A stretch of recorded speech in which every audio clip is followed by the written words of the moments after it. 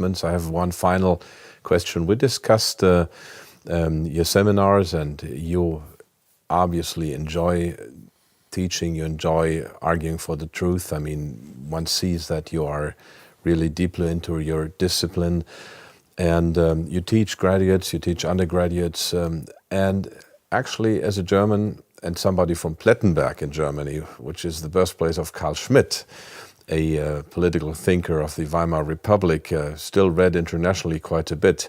You mentioned that the concept of political by Carl Schmitt is actually one of the most popular, if not the most popular book in some of your seminars. How is that? Yeah, I teach a basic course on realism to graduate students and undergraduates. And, we read Hans Morgenthau, Thomas Hobbes, Machiavelli, and then some of the contemporary realists like Ken Waltz, myself, and so forth and so on. And on the syllabus, I have Carl Schmitt's The Concept of the Political, which is an important realist tract. And it turns out, much to my surprise, that of all the books on the syllabus, including my own book, The Tragedy of Great Politics, the book that attracts the most interest from the students is The Concept of the Political by Schmitt. Why is that? Why is that? Well, I think that Schmitt has a remarkably provocative set of arguments in the book that are not terribly well developed. Mm-hmm. And students like to focus on controversial arguments. They just find them interesting. You don't have to agree with Schmitt, but he's making a provocative argument. So the students find his arguments very interesting.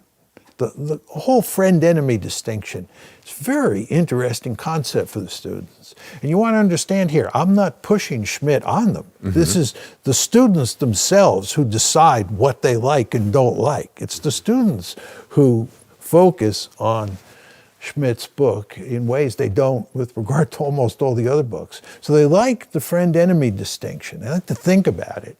But the other thing is that because the friend-enemy distinction is not terribly well developed, it gives the students lots of running room to discuss what it really means and what its consequences are for politics and so forth and so on. Not everyone of the viewers will know what the friend-enemy distinction is, so maybe if I can elicit that from you for a second. Well, Schmitt's basic point is that politics is all about the friend-enemy distinction, right? That if you look at any society, and if you look at the international system, states have friends and they have enemies, right? And politics revolves around the friend-enemy distinction. And if you were to ask, your average person in the United States, your average well-educated person in the United States, what politics is all about, they would probably say something along the lines of politics is all about who gets what, when, and where. Right? Mm-hmm. Right. Distribution of resources or something like this. Yes, exactly. Yes. They wouldn't say that politics is all about the friend-enemy distinction.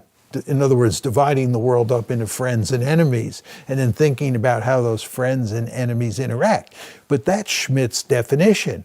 And again, getting back to my original point to you about Schmitt, what makes it attractive to students is they don't think of politics in terms of the friend-enemy distinction. They think of it in terms of who gets what when.